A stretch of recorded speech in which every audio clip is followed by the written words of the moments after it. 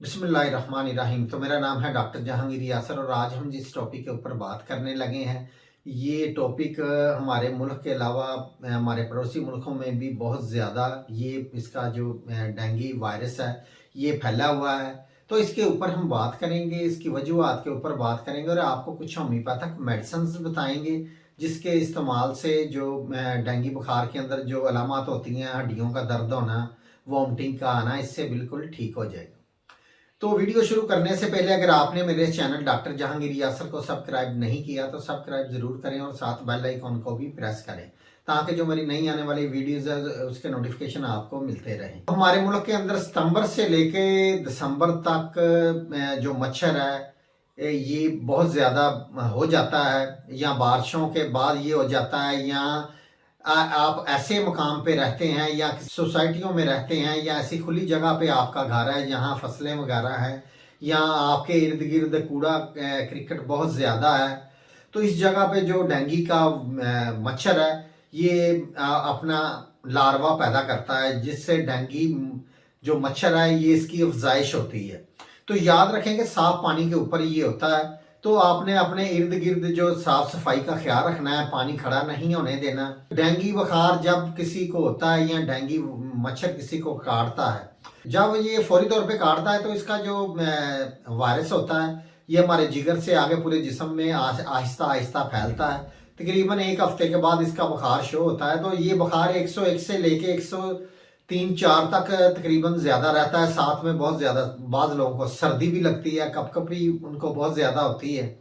तो इसमें जो आंखें लाल हो जाती हैं, आंखों में दर्द होता है, जो हड्डियां जिस्म की ये दर्द करती हैं, जिस्म के जो असाब हैं ये दर्द करते हैं। तो इसके साथ जो कमर है ये बहुत ज़्यादा दर्द करती है, ऐसा लगता है जैसे कमर टूट गई है। तो इसकी जो चंद एक अलामत जो जिस्म में, और वॉमिटिंग इसमें बहुत ज़्यादा आती है। तो वॉमिटिंग इसमें बहुत ज़्यादा आती है जिसकी वजह से कुछ खाया पिया नहीं जाता। तो इसके अलावा अगर इसके जो प्लेटलेट हैं बहुत ज़्यादा गिर जाएं तो नाक के ज़रिए, मुंह के ज़रिए और बाज़ दफ़ा आँखों में, कानों के ज़रिए ये खून है इसका जो जिस्म से खारिज होना शुरू हो जाता है।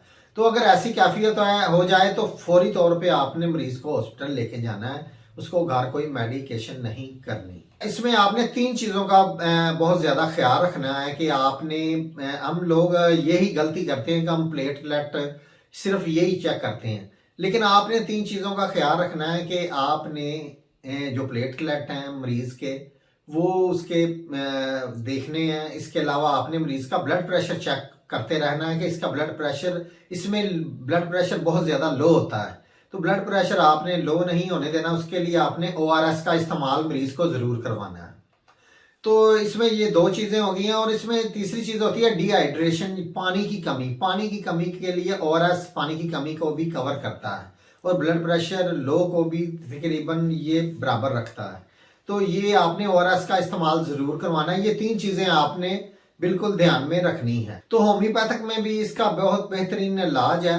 तो आपने, अगर आप होम्योपैथिक डॉक्टर हैं और मेरी वीडियो देख रहे हैं तो फिर आपने जो मरीज़ है डेंगू का, क्योंकि इनको हड्डियों में बहुत ज़्यादा दर्द होता है, इनकी हड्डियां दर्द करती हैं, कमर में बहुत ज़्यादा दर्द होती है और बुखार की जो सर्दी है ये कमर से शुरू होती है। तो ये जो हमारी होम्योपैथिक की बेहतरीन मेडिसिन है यूपिटोरियम पर्फ। यूपिटोरियम पर्फ ये 200 फ्रेंसी के अंदर लेनी है। ये आपने मरीज़ को इसके 5 कतरे सुबह और 5 कतरे शाम को आपने थोड़े से पानी में डाल के मरीज को पिलाने हैं। अगर मरीज बच्चा है तो फिर आपने 30 फ्रेंसी के अंदर 3 टाइम उसको देने हैं। तो इसके अलावा अगर वॉमिटिंग का मरीज को बहुत ज़्यादा मसला इसके अंदर आता है, मरीज को वॉमिटिंग होती है जिसकी वजह से जिस्म में पानी की कमी हो जाती है और वो जो जूसेस वगैरह ये भी जूस वगैरह नहीं पी सकता, तो जिसकी वजह से उसके प्लेटलेट कम होते हैं, जिसम में डिहाइड्रेशन हो जाती है, उसका ब्लड प्रेशर लो होता है। तो फिर आपने एपिकॉक ये आपने 30 फ्रेंसी के अंदर मरीज को देनी है और मरीज को एपिकॉक 30 के 2 से 3 कतरे डायरेक्ट उसकी ज़बान के ऊपर आपने डालने हैं। तो इस तरह आपने 3 से 4 टाइम मरीज को देनी है। तो इसमें जो तीसरी मेडिसिन है वो है क्रीका पपाया मदर टेंचर।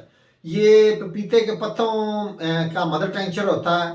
तो बाद लोगों को पपीते के पत्ते वगैरह जल्दी नहीं मिलते, तो ये बहुत ही बेहतरीन करीका पपाया, ये मदर टेंचर आपने लेना है। इसके 10 से 15 कतरे आधा घूंट पानी के अंदर डाल के मरीज को सुबह शाम आपने इस्तेमाल करवाने हैं। तो इसके साथ आपने मरीज को जो सेब का जूस, फ्रेश जूस आपने इस्तेमाल करवाना। बहुत ज़्यादा लोग गलती करते हैं, वो डिब्बे का जूस पीना शुरू कर देते हैं, लेकिन आपने फ्रेश जूस इसका मरीज को पिलाना है। उसके अंदर आपने एक लेमन डाल लेना है, निचोड़ लेना है, और वो आपने मरीज को पिलाना है। और आपने अनार का जूस मरीज को पिलाना है। इसके अलावा मौसमी का जूस बहुत कम आपने मरीज को पिलाना है। तकरीबन 3 से 4 दिन तक ये बुखार इसका जोर में रहता है, और उसके बाद ये तकरीबन चौथे 5वें दिन ये कम हो जाता है।